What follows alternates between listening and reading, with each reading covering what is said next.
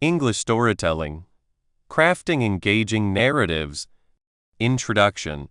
Remember when a story really held your attention? Maybe it was a family member telling an old story, their eyes shining. Or perhaps it was a movie that made you forget everything else. Stories have a special power, don't they? They can take us to new places, introduce us to interesting people, and make us feel strong emotions like happiness, sadness, or excitement. This power isn't a secret for only a few. It's something everyone has, and it can be learned and made better. You have stories inside you waiting to be told. This book is for you if you want to share your stories. Our main idea is simple. Anyone can learn to tell good stories in English by learning how to put them together, using clear words, and making people feel something. Think of putting a story together like building a frame for a house. It gives it shape so people can follow it. Then, clear words are like bright paint that makes the story come alive, helping people see and hear what you're talking about. Making people feel something is the most important part, making your story matter to them. We think telling stories well is a skill, and like any skill, you can learn it by practicing and understanding it. Today, being able to share your thoughts and experiences clearly in English is very important. We all want to say things, like a funny memory, an important idea for work, or just how we feel.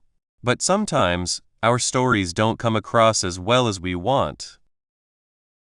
They might be a little mixed up, or the excitement we felt doesn't show.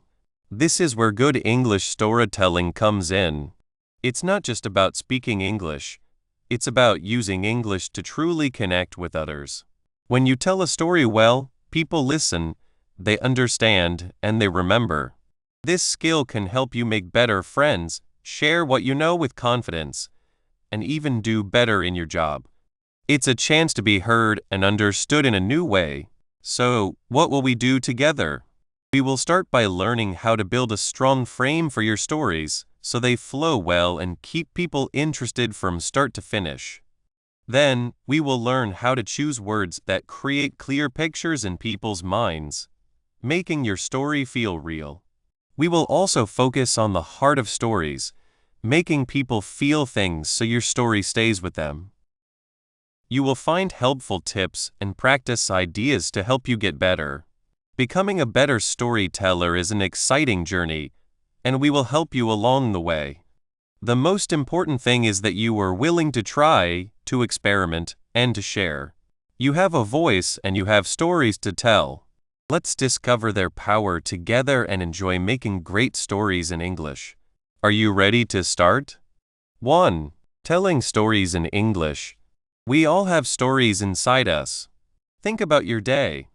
You woke up, maybe you had a funny chat, or maybe you saw something nice on your way to work or school. These are small moments, like tiny seeds for stories that you can share. And the best part is you can share them in English. You don't need to be a famous writer to tell a good story. You just need to learn a few simple but strong ways to make your stories sparkle. When we talk about telling stories in English, it's not just about putting words together. It's about making those words do more. It's about guiding the person listening, making them feel like they are right there with you, feeling what you felt. This is what we mean by good English storytelling. It's the skill of making and sharing stories in English that catch people's attention and stay in their minds. It's more than just saying what happened. It's about picking the right words, putting them in an order that makes sense, and letting the listener feel the feelings you felt. The good news is, this is a skill you can learn. And like any skill, you can get better by doing it. So, what makes a story really interesting when you tell it in English? It's when the listener leans in, their eyes are bright, and they forget about everything else for a little while. They are completely lost in your world. This happens when your story has a clear path, like a good road. It's easy to follow, and you know where it's going. This is the power of having a plan. Every good story, no matter how short, has a start, a middle, and an end. The start tells us what's happening. The middle is where things happen, where the action is. And the end is where we see what happened next, what was learned, or how things changed. Without this clear path, a story can feel like a mess of thoughts, and listeners might get lost or stop. Paying attention. Imagine telling a friend about your day, but you start with the end, then jump to the middle, and then remember something from the morning. It would be confusing, right? A clear plan is like the bones that hold your story up, giving it shape and making it easy to understand. Besides just having a shape, your story needs to feel real. This is where using words that describe things well comes in. Think about describing a flower. You could say, "I saw a flower." That's okay, but it doesn't help you see it very well. Now, what if you said, "I saw a bright red rose. Its soft petals felt like velvet and it smelled so sweet after the rain?" Suddenly, you can almost see the color, feel the softness, and smell the sweet smell. That's the difference descriptive words make. In English, we have so many great words to choose from. Instead of walked, you could say strode, shuffled, danced, or trudged. Each word gives a different feeling and picture. Using strong words to describe things like huge, tiny, sparkling, or gloomy, and exciting action words like whispered, shouted, glided, or crashed helps your listener see, hear, and even feel what you are describing. It's like you were painting a picture in their mind with words. Being able to create pictures in the mind with carefully chosen English words is a key part of making your stories interesting. But a story isn't just about what happened or how it looked. The stories we remember most touch our hearts. They make us feel something. Think about a time a story made you laugh so hard, or a time it made you feel a little sad, or a time you felt very excited. That feeling connection is what makes a story stick with you. When you share your experiences in English, try to share not just what happened, but also the feelings you had. Were you nervous before something big? Excited about a new chance? Upset by a small problem? Letting your listener understand your feelings helps them connect with you more deeply. They start to understand why something was important to you, and that makes them care more about your story. This feeling part is what turns a simple telling of events into a shared human experience. Let's think about a memory. When I was learning to speak English better, I wanted to tell my friends about a time I visited a new city. At first, I just said, "I went to Paris." It was nice. My friends nodded, but their eyes didn't get bright.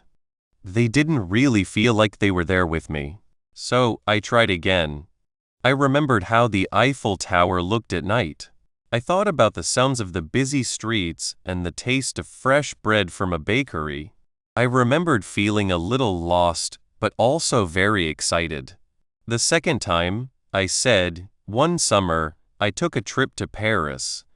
The moment I saw the Eiffel Tower shining at night, I felt a thrill go through me. The city streets were full of life, people laughing, music playing from small cafes.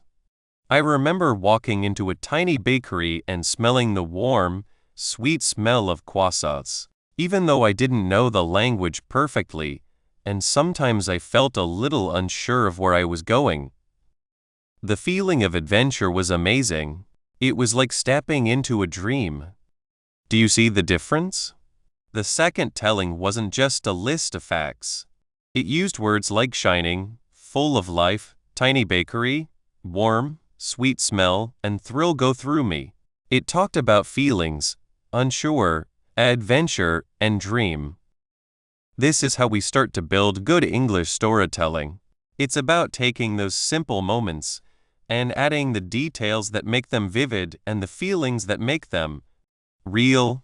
It's natural to wonder, how do I choose the right English words? This is where practicing and paying attention come in. When you hear stories, Whether in movies, books, or from friends, notice the words they use.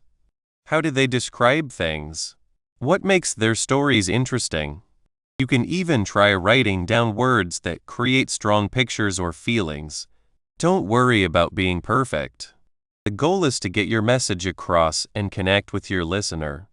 Every time you try to tell a story, even if it's just a short one, you are practicing. You are learning what works and what doesn't. The specific English words and sentence styles you choose have a direct effect on how your listener experiences your story. If you use short, quick sentences, the story might feel rushed or jumpy. If you use long, hard sentences, your listener might have trouble keeping up. Finding a good balance is important. Changing your sentence length can create a nice flow, like music. Sometimes a short sentence can have a big effect, and then silence. Other times, a longer sentence can build suspense. As I moved closer to the dark door, my heart beat very fast, and I wondered what, or who, might be waiting for me inside. Think about the difference between saying, "The dog ran fast," and "The dog jumped across the field with happy energy, its tail wagging very fast."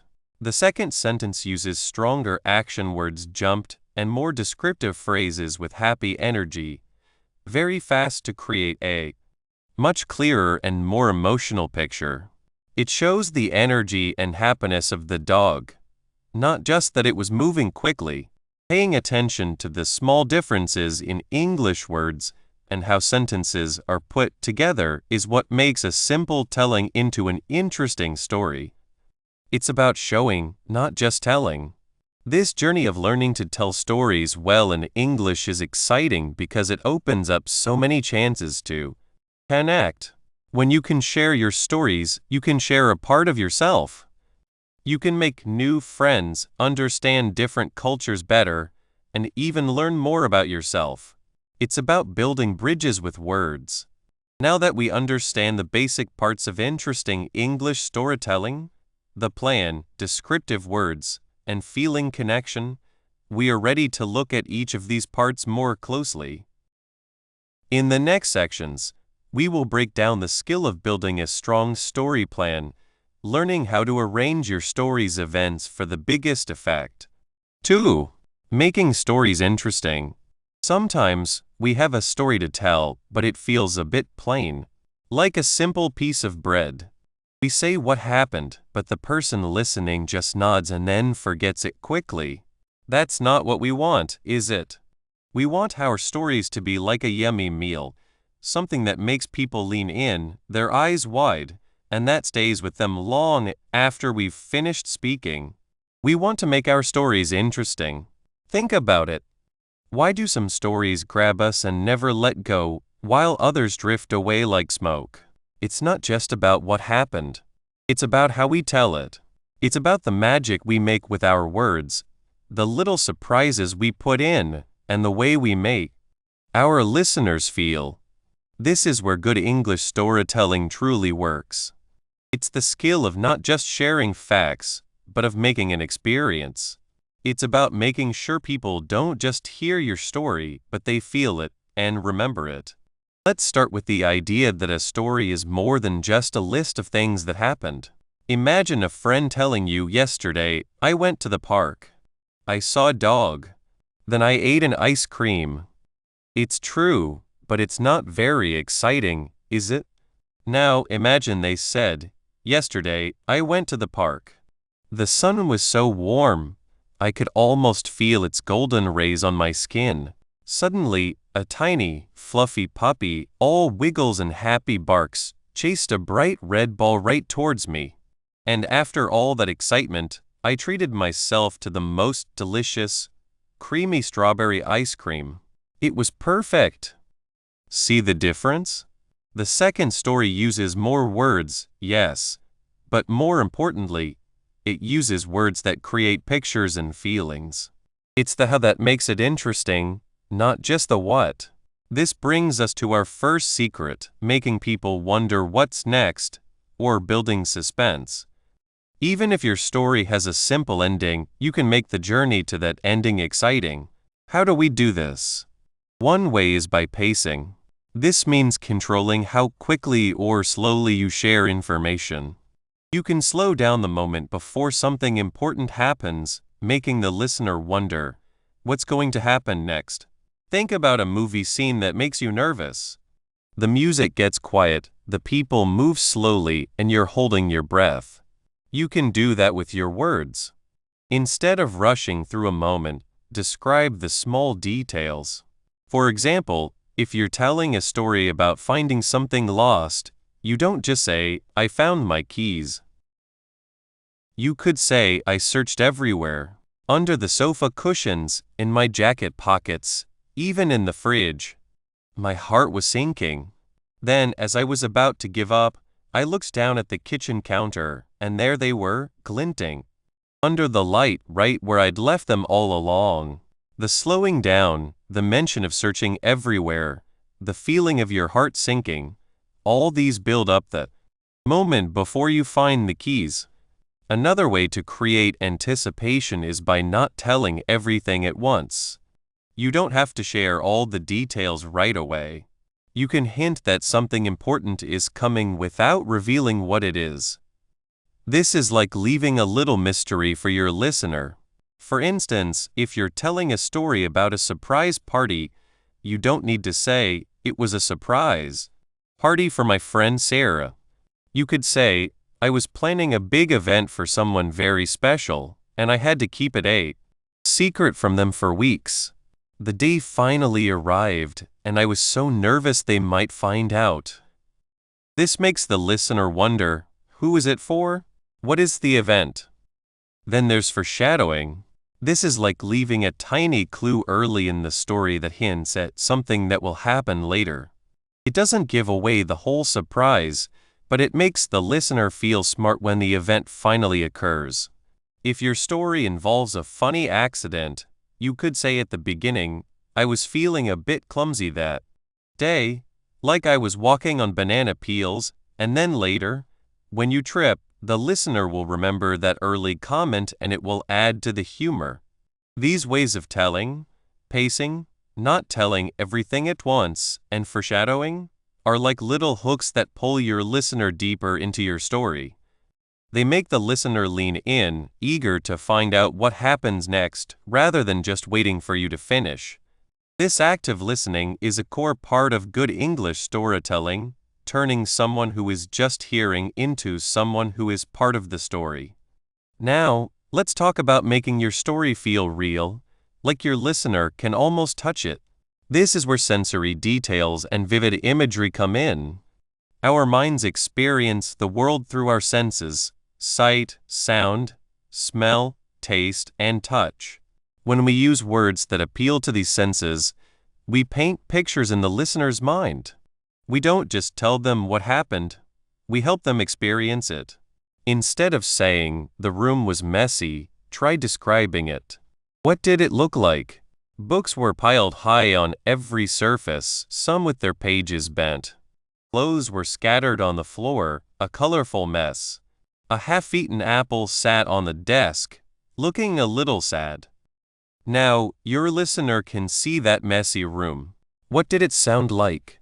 If you're telling a story about a busy market, don't just say, "It was noisy." Say, "The air buzzed with 100 different sounds.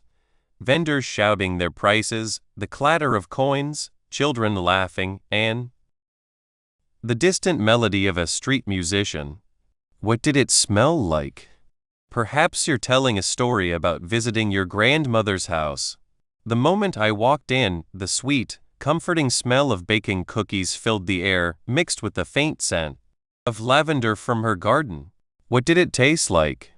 If you're describing a special meal, say, "The chocolate cake was rich and dark, melting on my tongue with a hint of coffee."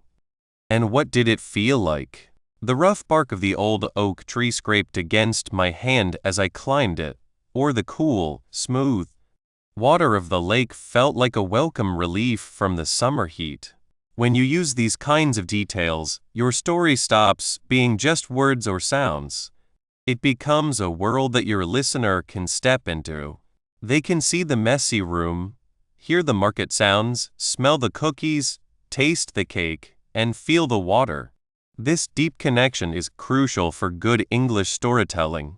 It makes your narrative unforgettable because it engages more than just the listener's ears, it engages their whole being. I remember a time when I was telling a story about a very simple walk in the woods. I just said, I walked in the woods. I saw some trees. I heard a bird. It was boring. My friend looked at me with polite eyes, but I could tell they weren't really listening. So I stopped and thought, what did I really experience? I remembered the way the sunlight filtered through the leaves, making dancing patterns on the path. I remembered the crisp, earthy smell of damp soil and pine needles. I remembered the sudden, clear song of a robin, so loud and beautiful. I remembered the soft moss under my feet and the rough texture of a fallen branch. So, I started again. I walked into the woods, I said, and it was like stepping into another world. Sunlight dripped through the thick green leaves above, making little golden coins dance on the path. The air smelled so fresh and clean, like damp earth and pine trees. And then, a tiny robin perched on a branch, and it sang the most beautiful song, so clear and loud it made me stop and just listen. The ground felt soft and springy under my feet, covered in moss. This time, my friend's eyes lit up. They asked questions about the trees and the bird. They were there with me. That's the power of sensory details. Finally, let's talk about the heart of any good story, making it relatable and creating emotional connection. People connect with stories when they see themselves, their own feelings, or their own experiences in them. We are all human, and we share many of the same basic feelings and wants. When a story touches these shared feelings, it creates a strong bond between the storyteller and the listener. Consider a story about overcoming a fear. Maybe it's the fear of speaking in front of people or the fear of trying something new. When you share your nervousness, your doubts, and then the moment you pushed past that fear and felt a surge of pride or relief, your listener who has felt similar fears will understand. They will feel with you.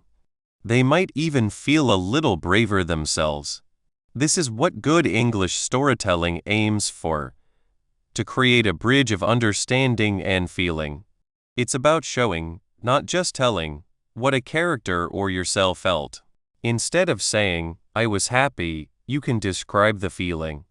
A huge smile spread across my face and I felt a lightness in my chest, like a balloon was lifting me up. Instead of saying, he was angry, you might say, his jaw tightened and his fists clenched by his sides. His voice was low and rough, like stones grinding together. Let's think about a simple situation, waiting for important news. If you just say, I waited for the results, it's neutral. But if you say the minutes felt like hours, every tick of the clock sounded like a drumbeat in my ears. I kept checking my phone, my heart pounding a little faster with each glance. I was so worried about what I might hear. Your listener will feel that anxiety with you. They've probably felt that same nervous waiting.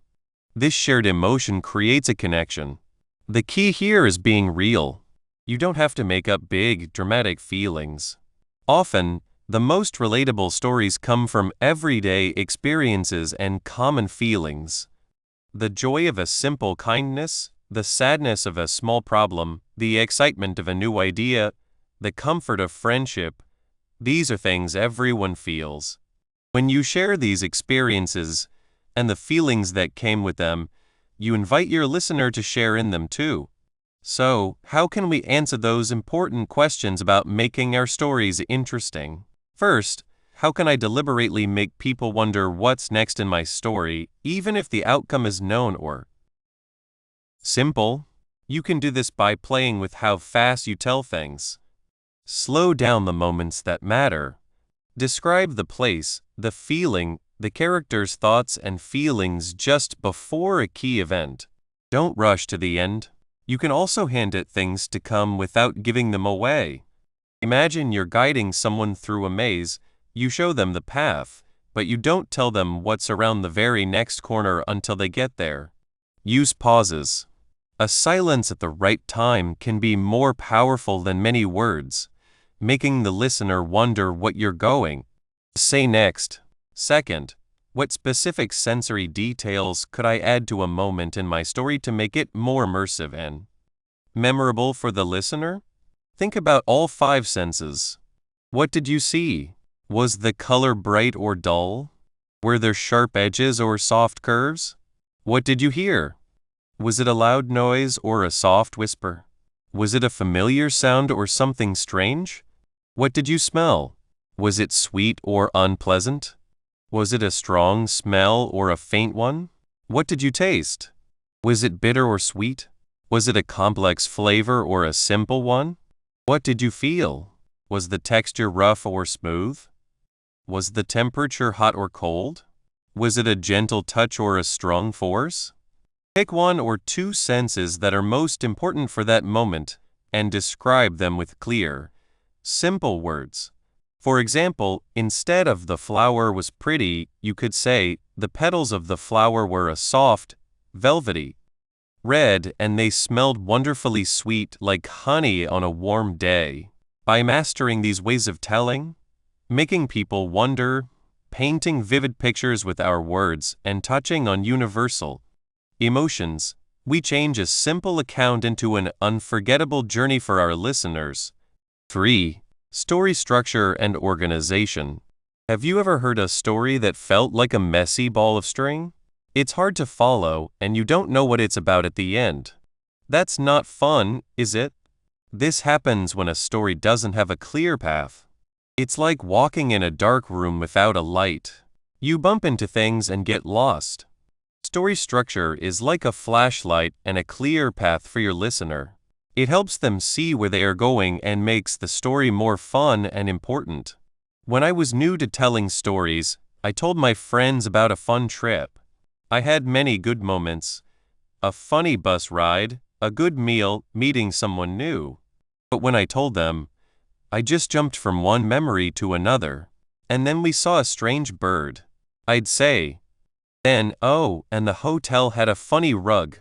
My friends looked confused. They could tell I was happy, but they couldn't follow. It was like they were trying to put together a puzzle with missing pieces.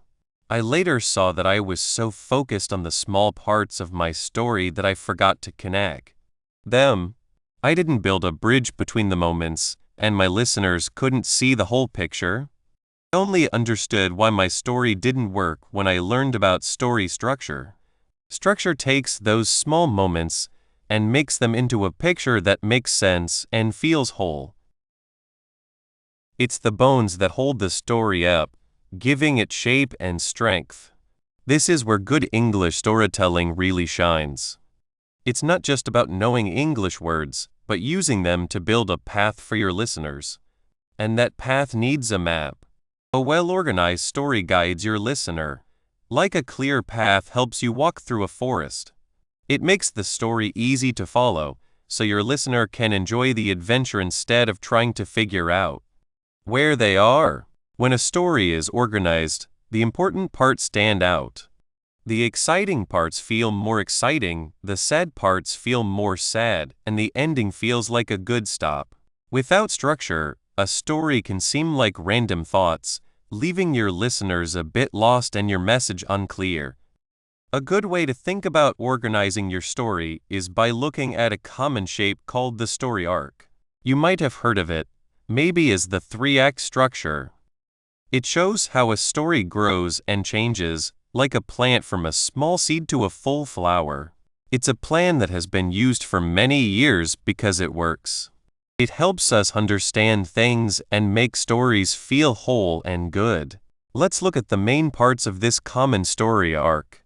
Think of it as a trip with a clear start, middle, and end. First, we have the beginning, also called the setup. This is where you show your listeners the world of your story. You show them who the main people are. Who are we watching? What are they like? You also show where and when this is happening. It's like opening the curtains to show the stage. You give your audience the basic things they need to know. For example, if you're telling a story about learning something new, you might say who you are and that you felt a little scared to try something new. This first part is important because it gives your listener a place to start. They need to know the starting point before they can understand the trip. Next comes the middle, where the real action happens. This is often called the rising action. Here, a problem or a challenge appears. Something happens that changes the first situation. This is where the story gets more exciting.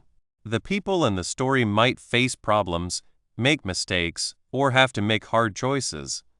The story gets more complex, and your listener gets more interested. They want to know what will happen next.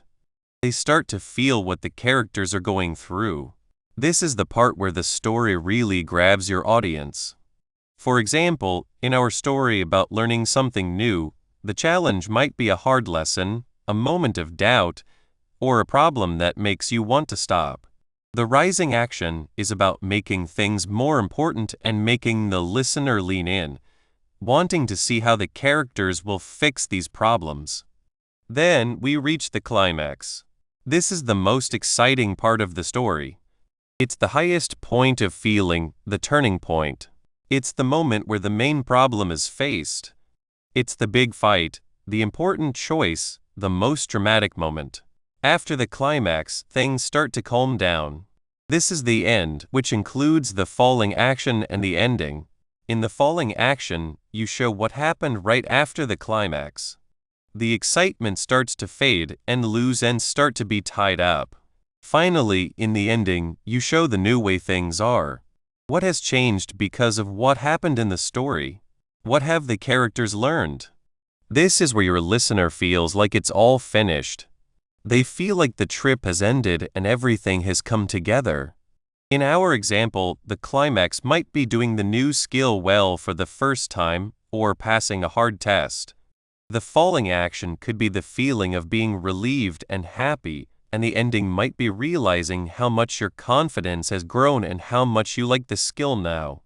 It's very important to remember that this arc is a guide, not a strict rule. Think of it as a helpful friend suggesting a good way to go, not a strict person telling you exactly where to turn. You can change these parts.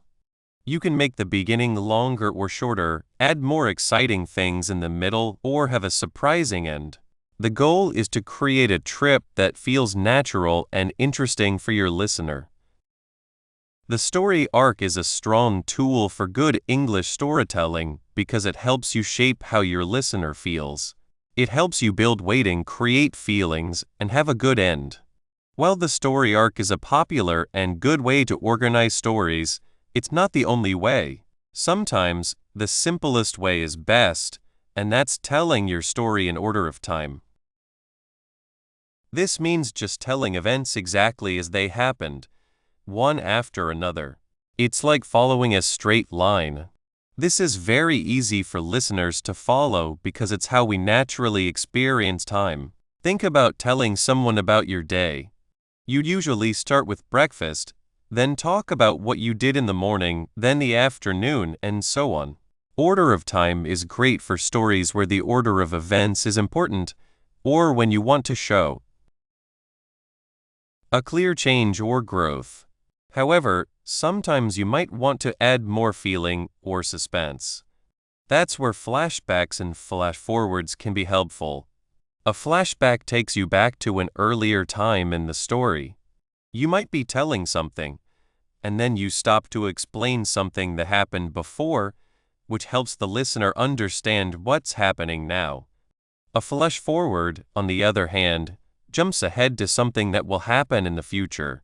This can create suspense because the listener knows something important will happen, and they wonder how the characters will get there. Using these time jumps can make your story more lively and interesting, but it's important to use them carefully so you don't confuse your listener. They should always have a purpose, like adding background or building excitement. Another way to organize your story is through theme. Instead of focusing only on time, you group events or ideas around a main idea or topic.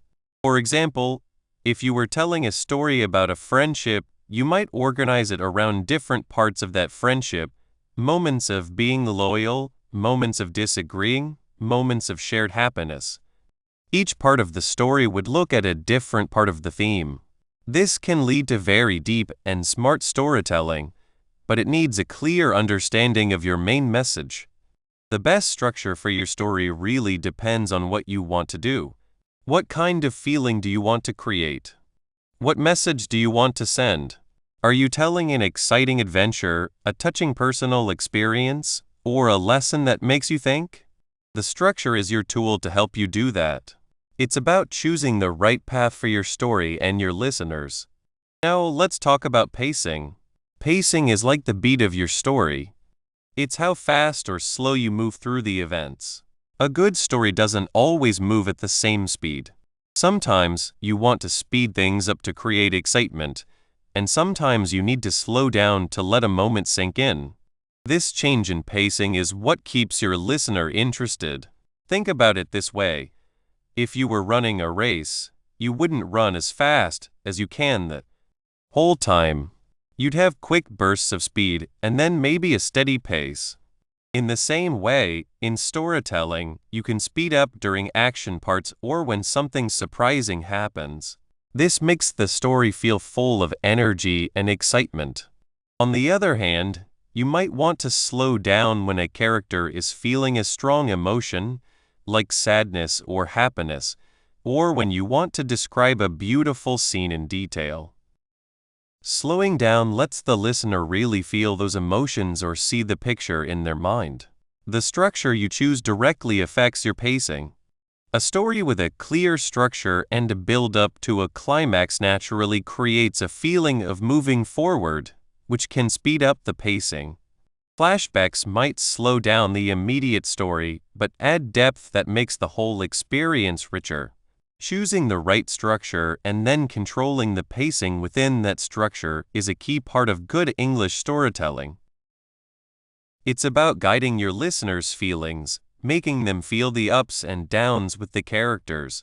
Let's think about a couple of important questions that can help you shape your story's structure and make sure it's good. First, think about this. What is the main problem or challenge in my story, and how does it move the story from beginning to end? This is the engine of your story.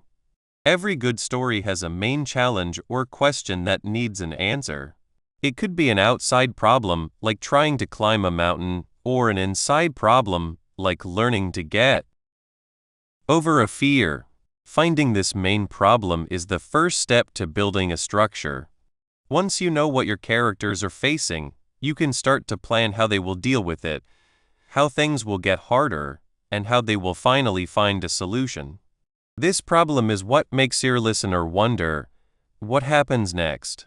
It gives your story a purpose and a direction, making it much easier to organize the events in a way that leads to its answer. Second, ask yourself, at what point in my story do I want the audience to feel the most worry or excitement, and how does my chosen structure help me build towards that moment? This question focuses on how your listener feels. Where do you want them to be on the edge of their seat? Where do you want them to feel a rush of hope or a stab of fear? Your structure is your tool to create these feelings. If you want the most excitement, you'll build up to it slowly, adding challenges and making things more important along the way. The climax is often the highest point of this worry, but the trip to get there is just as important. By thinking about where you want to create these emotional high points, you can choose and shape your story's structure to make sure those moments have the most effect. It's about creating an experience, not just telling facts. Understanding these parts of structure and organization is a big step in becoming a better storyteller. It's about making your stories clear, interesting, and easy to remember. It's about giving your listeners a trip they'll want to take. Now that we know how to build the bones of a great story, we'll move on to giving that structure life with words. The next section will focus on making your story come alive with descriptive words. 4. Using descriptive language. Words have a special power to paint pictures in our minds. It's like giving someone a key to a hidden room where they can step inside and share the experience with you. This is the heart of using descriptive words in your stories.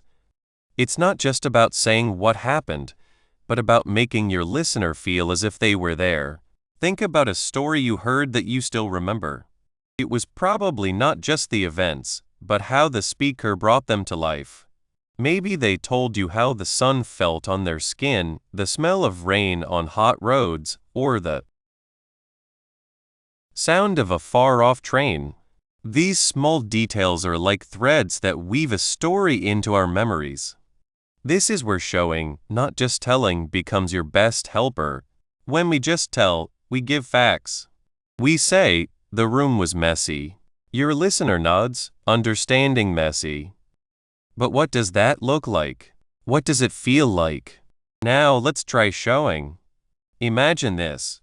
Tiny dust bits danced in the one ray of sun that came through the dirty window. It lit up stacks of old books and clothes that had fallen out of fold drawers. Suddenly, you're not just hearing about a messy room, you're seeing it. You can almost feel the still air and the slight grit of the dust. This is the power of descriptive words. They take ideas and make them real, touchable experiences for your audience. I remember a trip I took a long time ago. I wanted to tell my friend about the market in Marrakesh. My first thought was it was crowded and noisy. Simple, right? But my friend looked a little bored. So, I tried again, focusing on showing. The market I started was a river of people. The air buzzed, not just with voices, but with the loud clang of metal workers, the loud calls of sellers, and the sweet, smoky smell of cooking meat that made your stomach growl. Bright rugs hung like waterfalls of color from stalls, and the sharp, new smell of spices, cinnamon, cumin, something I couldn't name, tickled my nose.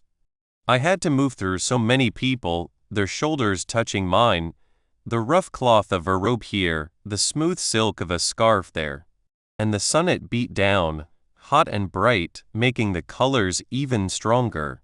My friend leaned closer. Wow, she said, I can almost smell it. That's the difference. That's showing. To truly show, we need to invite all of our listeners' senses into the story. We often think of sight first, and it's true, what we see is powerful. But what about the other senses? Sound. What did you hear?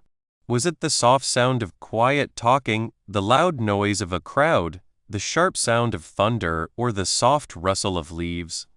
Instead of saying it was loud, try the noise was a constant hum, with sudden loud laughs and the far-off cry of a siren. Or a deep quiet fell, so deep you could hear your own heart beating fast. Smell. Smells can take us places right away. Think of the sharp smell of sea salt in the air that reminds you of a beach trip, or the warm, comforting smell of fresh bread that makes you think of home. Maybe it's the sharp, metal smell of rain on hot roads after a summer storm, or the sweet, strong smell of dying flowers. Taste. Even taste can be part of descriptions. It might be the sharp, surprising taste of lemon in food, the too sweet taste of overripe fruit, or the bitter taste left by disappointment. Touch. How did things feel? Was it the rough, scratchy wool of an old blanket, the smooth, cool feel of polished stone, or the prickly feeling of fear moving up your neck? Think about the warmth of a hand held in yours, or the cold wetness of fog on your skin. When you try to include details for each sense, your stories become richer and pull people in more. It's like adding layers of paint to a picture, each stroke making the whole image better. Besides using senses, the very words we choose make a big difference. This is where strong action words and specific names come in. Think of action words as the engine of your sentence, and names as the characters or things. Let's take a simple action word like walk. It tells us someone moved on their feet. But how did they walk? Did they stroll slowly, enjoying the day? Did they trudge with heavy steps, tired and not wanting to? Did they dart quickly, maybe in a hurry or because they were scared? Did they tiptoe quietly, trying not to be heard? Each of these words paints a very different picture of the same basic movement. In the same way, think about names. If I say there was a dog, what kind of dog? Is it a scruffy terrier with matted fur and bright eyes, full of mischief? Or is it a grand German shepherd, watchful and strong, with a look that sees everything? The specific name gives us much more information and makes us imagine more. Let's try a little practice. Imagine you were telling someone about a person walking into a room. Instead of, the man walked into the room, try, the man shuffled into the room. He's probably tired or sick. Try, the man burst into the room. He's excited or angry. Try, the man crept into the room. He's trying not to be seen. Now let's add a specific name. Instead of, the man shuffled into the room with his dog. Try, the old man shuffled into the room, his scruffy terrier trotting right behind him. We see an image of age, tiredness, and a loyal friend. Try, the businessman burst into the room, his sleek Doberman dog snapping at his heels. This suggests he's in a hurry, maybe a bit angry, and a very different kind of pet. Using exact action words and names is like using a sharp pencil instead of a dull crayon. You get finer lines, clearer shapes, and more detail. It makes your writing more active and your storytelling more vivid. Sometimes, we can make our descriptions even stronger by comparing things. This is where special language comes in, called similes and metaphors. These are wonderful tools to help your audience understand something new by comparing it to something they already know. A simile uses the words like or as to make a comparison. For example, her laughter was like a string of tiny bells, clear and bright. We understand her laughter was musical and happy. The snow fell as softly as a whisper. We imagine a very gentle, quiet snowfall. The argument was like a storm, sudden and fierce. We know it was strong and maybe caused damage. A metaphor is a bit more direct. It says something is something else without using like or as. It makes a direct comparison. The city was a concrete jungle. This tells us the city is huge, maybe dangerous, and full of tall buildings like a wild place. He was a rock in times of trouble.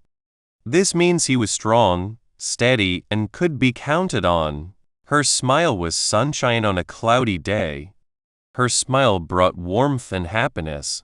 Similes and metaphors can add a beautiful, poetic touch to your descriptions. They can also help you explain difficult feelings or ideas in a simple, easy-to-understand way. For instance, instead of saying someone was very sad, you could say his heart was a heavy stone in his chest. You immediately feel the weight of his sadness. Now, let's talk about descriptive words, adjectives, and words that describe actions, adverbs.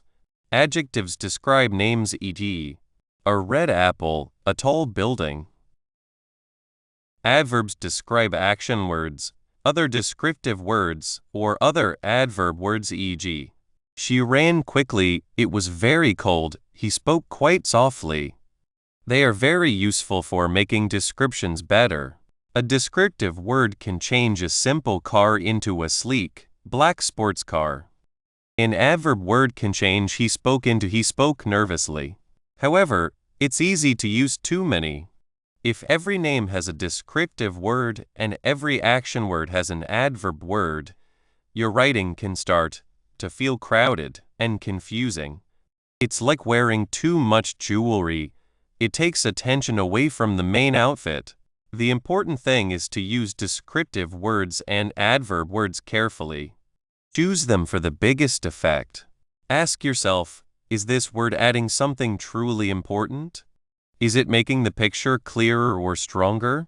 Instead of, the very old, very tired man slowly walked down the very long, dusty road. Try, the ancient man, weary to his bones, trudged down the endless, dusty road. See how ancient and weary to his bones are more powerful than very old and very tired. And trudged is a much stronger action word than slowly walked. Endless is stronger than very long. We've used fewer words, but the description is much more vivid. When you are building your stories, always ask yourself, when I describe this person, this place, or this event, what specific details that I can see, hear, smell, taste, or touch would make my audience feel like they are right there with me? What would they notice first? What would be the most striking detail? Can I look at the action words I'm using? Are they just plain actions, or can I find a more powerful, specific action word that shows how the action happened? And for my names, can I be more specific? Instead of bird, maybe it's a robin or a crow. Instead of house, maybe it's a cottage or a mansion. By paying attention to these details, you are actively practicing effective English storytelling. You are not just telling what happened, you are creating an experience. You are using a planned structure, carefully choosing descriptive words that create mental images, and the ability to make people feel things. When you can paint a picture with your words, when you can make someone smell the sea air or feel the warmth of a campfire through your description, you are connecting with your audience on a deeper level. You are making your stories not just heard, but felt and remembered. This is how you change a simple telling into an exciting story. It's a skill that gets better with practice, and every word you choose is a step on that path. Conclusion: we have come to the end of our book about telling stories in English. You have learned how to make interesting stories. Remember, anyone can learn to tell good stories in English. A story needs a clear start, middle, and end. This is like a strong frame for a house.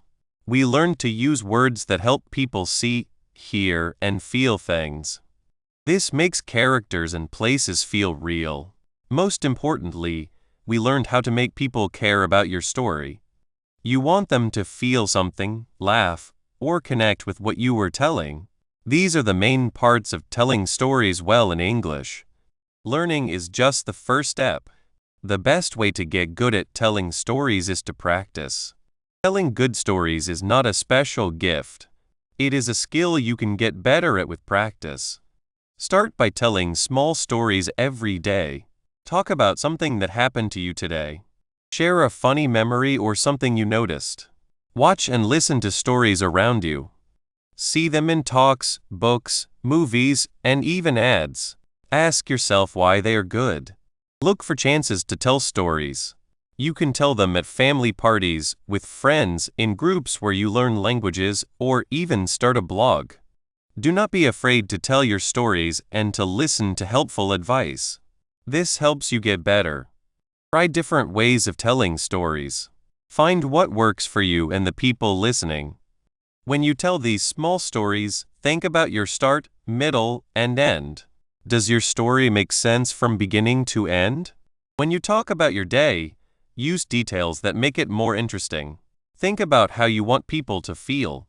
Do you want them to laugh with you, feel amazed, or feel for a character? If you keep using these ideas, a good plan, clear words, and feelings, you will get better at telling stories in English. Stories are what bring us together. They help us understand each other, feel for others, and share experiences. Whether you want to teach, inspire, or convince someone, a good story is a very strong tool. Telling stories can also help you learn about yourself. It can help you understand your own life better. In our world today, being able to tell your stories in English can lead to meeting new people, making new friends, and finding new chances. You can share your culture, your ideas, and your unique voice with everyone. Your journey as a storyteller does not stop here. It is a lifelong adventure of watching, practicing, and getting better. Welcome the hard parts, enjoy the good parts, and always look for new stories to tell and new ways to tell them. By continuing this journey, you are not just learning to tell stories. You are becoming a master storyteller in English, a skill that will make your life and the lives of others better. Thank you for learning about telling stories in English with me. I hope your stories are brave, your words are clear, and you make deep connections. Remember, with a good plan, clear words, and real feelings, you have all you need to tell stories well in English. Go and tell your stories. The world wants to hear them.